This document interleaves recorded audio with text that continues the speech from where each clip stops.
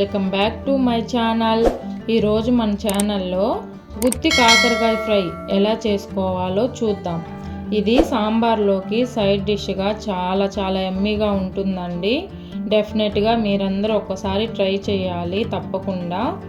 ఇప్పుడు ముందుగా సన్నగా ఉన్న కాకరకాయల్ని పొడవాటి తీసుకోవాలి.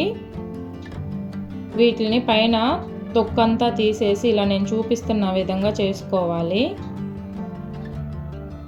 ఇలా మొత్తం చేసుకున్న తర్వాత కల్లుప్పు ఉంటుంది కదా, దాన్ని తీసుకొని ఇలా కాకరకాయ మీద వేసుకొని మొత్తం అంతా బాగా రుద్దుకోవాలి. అంటే ఆ చేదంతా పోయేంత వరకు ఇలా నేను చూపిస్తున్న విధంగా చేసేసి ఆ రసం మొత్తం పిండేస్తే దాంట్లో ఉన్న చేదు మొత్తం పోతుంది. ఇలాగా మొత్తము వీటిని మధ్యలో ఘాట్లులాగా పెట్టుకోవాలి. ఇలా నేను చూపిస్తున్న విధంగా పెట్టుకోవాలి. మీకు లోపల విత్తనాలు ఇష్టం లేకపోతే తీసేసుకోవచ్చు. మా ఇంట్లో వాళ్ళు తింటారు కాబట్టి నేను అలానే ఉంచేసాను.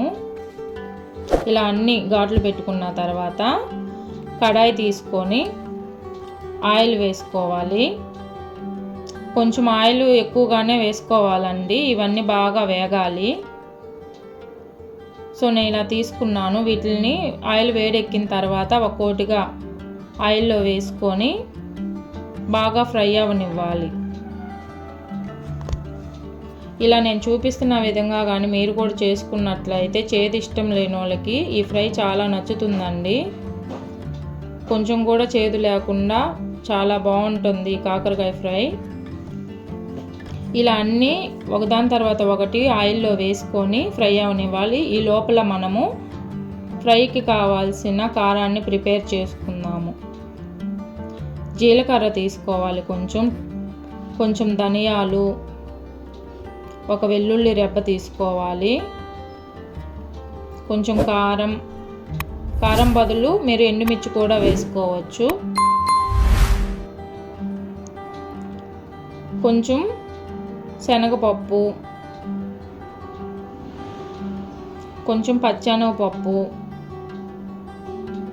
కొంచెం మినప్పప్పు అన్నీ వేసుకొని కొంచెం కల్లుప్పు కూడా వేసుకోవాలి.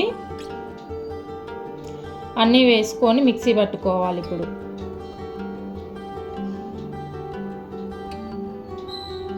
ఇలా నేను చూపిస్తున్న విధంగా కోర్సుగా గ్రైండ్ చేసి పెట్టుకోవాలి.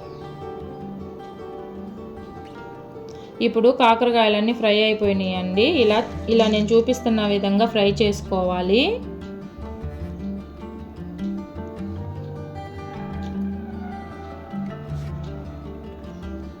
ఇలా చూపిస్తున్న విధంగా అన్ని ఫ్రై చేసుకొని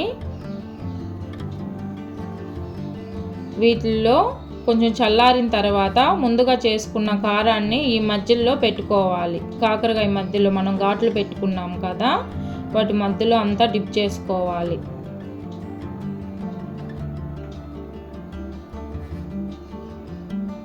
చూస్తున్నారు కదా నేనేమో ఎలా పెడుతున్నానో ఆ విధంగా మొత్తం కారాన్ని పెట్టుకోవాలి కాయలన్నిటికీ.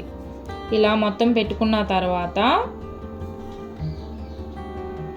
ఇప్పుడు లైట్గా కొంచెం ఆయిల్ వేసుకొని కొంచెం పోపు దినుసులు, కొంచెం కరివేపాకు వేసుకోవాలి. ఇవన్నీ లైట్గా ఫ్రై అయిన తర్వాత ఇప్పుడు కారాన్ని డిప్ చేసి పెట్టుకున్న ఈ కాకరకాయలన్నిటినీ ఒకదాని తర్వాత ఒకటి నెమ్మదిగా వేసుకుంటూ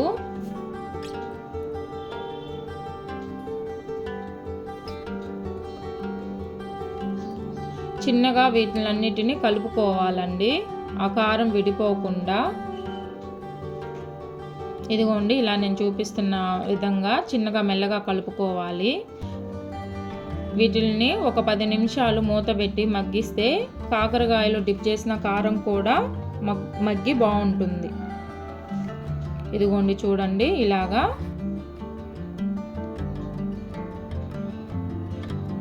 అంతే, ఎంతో టేస్టీగా ఉండే గుత్తి కాకరకాయ ఫ్రై రెడీ అయిపోయింది. తప్పకుండా మీరు కూడా ట్రై చేయండి. ప్లీజ్ నా ఛానల్ని సబ్స్క్రైబ్ చేసుకొని సపోర్ట్ చేయండి. Bye bye.